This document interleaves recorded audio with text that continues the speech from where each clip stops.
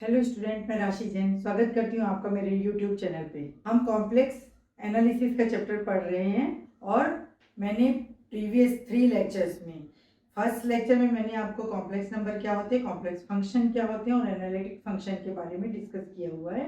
जहाँ पे analytic function होने के लिए हमारा फंक्शन सिंगल वैल्यूड होना चाहिए और यूनिक डेरिवेटिव एग्जिस्ट करना चाहिए, और हम एक CR इक्वेशन होता है जो कि एक नेसेसरी कंडीशन होती है, उसको हम वेरीफाई करके देखते हैं कि यदि वो दोनों कंडीशन हमारी सेटिस्फाई हो जाती है तो हम कहते हैं कि हमारा फंक्शन एक एनालिटिक फंक्शन है, राइट।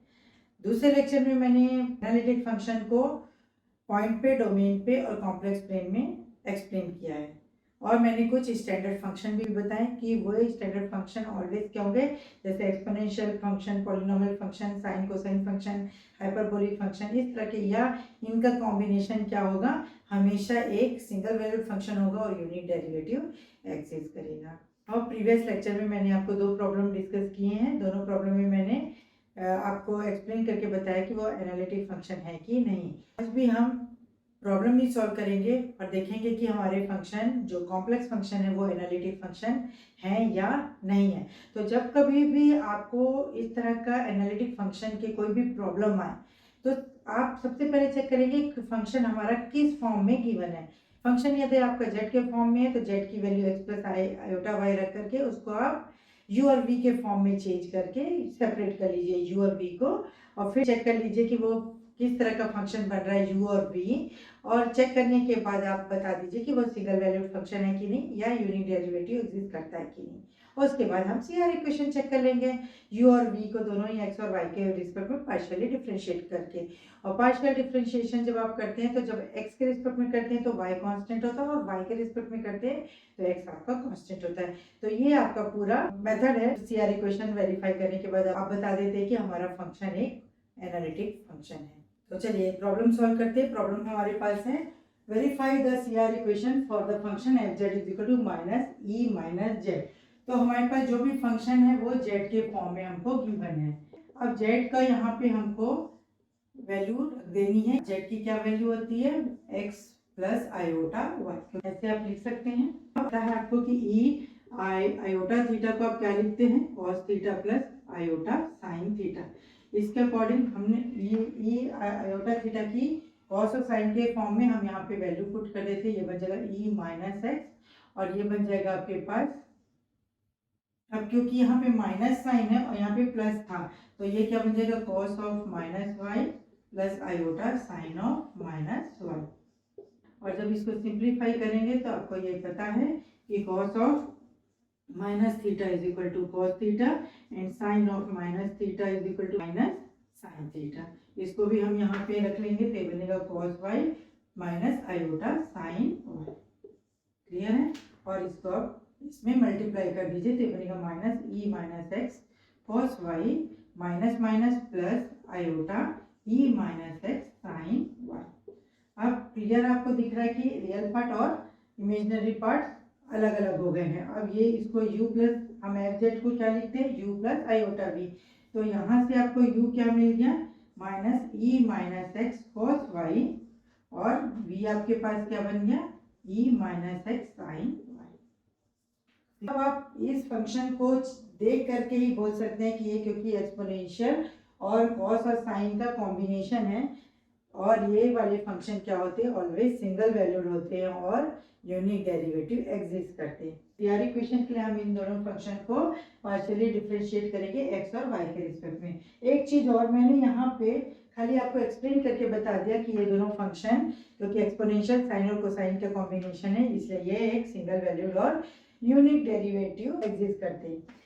इसको आपको लिखना चाहेंगे तो लिख भी सकते हैं, नहीं भी लिखेंगे तो भी कोई बात नहीं, क्योंकि एनालिटिक फंक्शन होने के लिए ये कंडीशन हमको चेक करनी जरूरी है कि क्या ये सिंगल वैल्यूड और यूनिक डेरिवेटिव एग्जिस्ट करते हैं कि नहीं। अब हम इसको पार्शियली डिफरेंशिएट करते हैं यू और वी को एक्स और वाई के रिस्पेक्ट में। तो देखिए यू एक्स आपका क्या बनेगा, u x u y v x and v y हमको डिफरेंशिएट करना है। अब u को x के रिस्पेक्ट में पार्शियली डिफरेंशिएट करेंगे तो cos y क्या होगा, कांस्टेंट होगा, और ये जब डिफरेंशिएट होगा तो ये कितना बन जाएगा, माइनस और माइनस मिलके प्लस बन जाएगा e to the power minus x cos y. ये बना।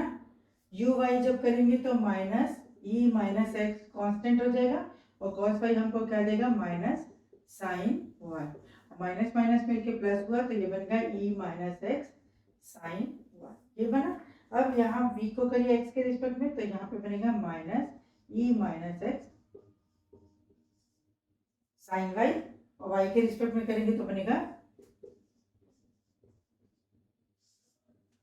हमने चारों फंक्शन को फाइंड कर लिया, ux, uy, vx और vy। अब आप इनको चेक करेंगे सीआर इक्वेशन में रख के कि सीआर इक्वेशन की दोनों कंडीशन सेटिस्फाई हो रही है कि नहीं। अब सीआर इक्वेशन हमारा क्या आता है, ux is equal to vy and vx is equal to minus uy। अब यहाँ से देखिए ux e minus x cos y है और vy है हमारे पास ex कॉस वाई, क्लियर है। तो देखिए ये दोनों इक्वल हो गए, ये कंडीशन सेटिस्फाई हो गए। अब vx इज इक्वल टू, ये चेक कर लीजिए, v माइनस uy, तो e minus x sine y और e minus x sine y, ये माइनस को इसको दे देंगे तो uy के पास माइनस आ जाएगा। तो ये कंडीशन भी आपकी क्या हो गई, ये दोनों कंडीशन भी आपकी क्या हो गई, सेटिस्फाई हो गई। Since CR equation are satisfied, therefore e minus z is an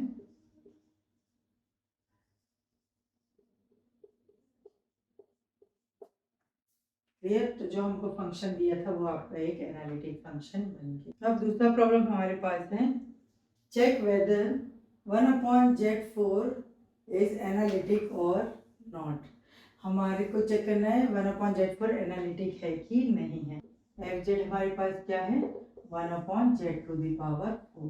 Z की जगह रखेंगे x plus iota y to the power 4। अब देखिए जब कभी आप इस तरह का डिनोमिनेटर में पावर में कोई x और y का फंक्शन है तो इसको सॉल्व करने में आपको बहुत ही दिक्कत आएगी। तो क्यों ना हम इसको पोलर फॉर्म में कन्वर्ट कर दें। तो पोलर फॉर्म में x इज इक्वल टू क्या होता है, x इज इक्वल टू होता है r cos theta and y is equal to होता है आपके पास r sin थीटा। तो जब आप इसको यहाँ पे रख देंगे तो ये क्या बन जाएगा, 1/r cos theta plus iota r sin theta to the power 4। या हम इसको ऐसे कर सकते हैं 1/r to the power 4 cos theta plus iota sin theta to the power -4, ये लिख सकते हैं using D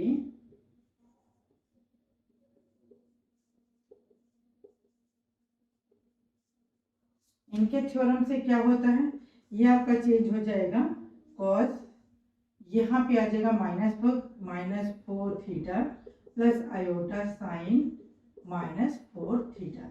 means de Moivre's theorem के अकॉर्डिंग जितना भी पावर होता है वो जाकर के एंगल में मल्टीप्लाई हो जाता है। तो अब आपको जैसे मैंने अभी एक्सप्लेन किया हुआ है, cos ऑफ माइनस थीटा कितना होता है, cos थीटा, ये बन जाएगा cos 4 थीटा और ये बन जाएगा माइनस, ये आपका ये वाला पार्ट कितना बन जाएगा आपका, माइनस आयोटा साइन 4 थीटा। हमने कार्टेशियन को पोलर फॉर्म में चेंज कर दिया। इसको हम ऐसे भी लिख सकते हैं 1/r4 cos 4 theta minus iota 1/r4 sine 4 theta. इसको जब u प्लस आयोटा v से कंपेयर करेंगे तो आपके पास u क्या आ जाएगा, आपके पास आ गया u is equal to 1/r4 cos 4 theta और v आपके पास आ गया 1/r4 साइन 4 थीटा माइनस में, माइनस में है। अब यहाँ से फिर आपको क्लियर है कि यहाँ ये साइन और कोसाइन के फंक्शन है u और v। तो नेचुरली जब साइन और कोसाइन के फंक्शन होते हैं तो क्या होगा, ये सिंगल वैल्यूड भी होगा और यूनिट डेरिवेटिव भी एग्जिस्ट करेगा। अब यहाँ पे हम इसको x और y में पार्शियली डिफरेंशिएट ना करके r और थीटा के रिस्पेक्ट में करेंगे, क्योंकि यहाँ पे हमारा फंक्शन u और v किसका बन गया, r और थीटा का। तो ये हमारे पास बनेगा u r u theta v r v theta. अब करिए डिफरेंशिएट, u r के रिस्पेक्ट में u को करिए तो ये कांस्टेंट हो जाएगा, ये है हमको ऊपर ले जाएंगे r-4 बनेगा तो कितना मिलेगा, -4r -5 cos 4 theta -4 cos theta r। अब इसको डिफरेंशिएट करिए, ये थीटा के रिस्पेक्ट में होगा तो बनेगा 1/r4 और कॉस देता है माइनस साइन 4 थीटा, और जब इसको करेंगे तो 4 बनेगा, तो बनेगा हमारे पास minus 4 sine 4 theta, minus 4 sine 4 theta divided by r 4।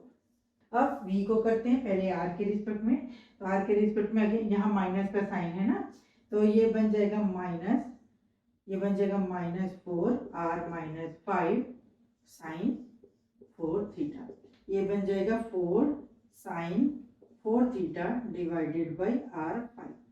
अब थीटा के रिस्पेक्ट में करिए तो ये बनेगा 1 अपॉन, और वो साइन का बनेगा कॉस 4 थीटा, 4 को करेंगे तो 4, ये बन जाएगा 4 cos 4 theta divided by r 4। अब हमको सी आर इक्वेशन चेक करना है, ये आपका होता है C R equation in polar form, u r is equal to 1 upon r v theta and v r is equal to minus 1 upon r u theta। और ये सिंबल तो आप समझते हैं, u r का मतलब क्या होता है, u r means del u by del r, ठीक है, u theta is equal to del u by del theta। Similarly v r is equal to क्या बनेगा, del v by del r and v theta is equal to del v by del theta. Sorry यहाँ पे already एक minus का sign था, मैं भूल गई थी, ये माइनस का साइन है। तो अब इसको देखिए, ये minus 4 cos theta upon r 5 और ये minus 4 cos 4 theta upon r 4 है। जब इसमें 1 अपॉन आर मल्टीप्लाई कर देंगे तो क्या बन जाएगा, इसमें जैसे ही 1 अपॉन आर मल्टीप्लाई करें तो बन गया आर 5। तो देखिए दोनों इक्वल हो गए, ये इक्वल इज इक्वल टू ये इक्वल, ठीक है, ये कंडीशन सेटिस्फाई हो गई। अब वी आर चेक करिए, v r 4 sine 4 theta upon r 5 है, और यहाँ पे माइनस 1 अपॉन आर, तो देखिए minus 1 upon r u theta, तो ये 1 अपॉन आर यहाँ पे मल्टीप्लाई करना है, यहाँ पे मल्टीप्लाई किया तो देखिए माइनस करके साइन साइन 4 4 और आर 5 बन गया। यहाँ पे भी जब 1 अपॉन आर का मल्टीप्लाई किए तो ये आर 5 बन गया, तो देखिए ये दोनों भी कंडीशन सेटिस्फाई हो गई। Since C R equation are satisfied, therefore 1 upon Z4 is an analytic function। Clear हुआ, function sine h z is analytic और नॉट, और दूसरा फंक्शन है h z bar mod z is analytic और not. ये दो प्रॉब्लम को आपको सॉल्व करके देखना है, और कमेंट बॉक्स पे मुझे कमेंट करना है कि क्या आपसे ये प्रॉब्लम दोनों बनी या नहीं बनी।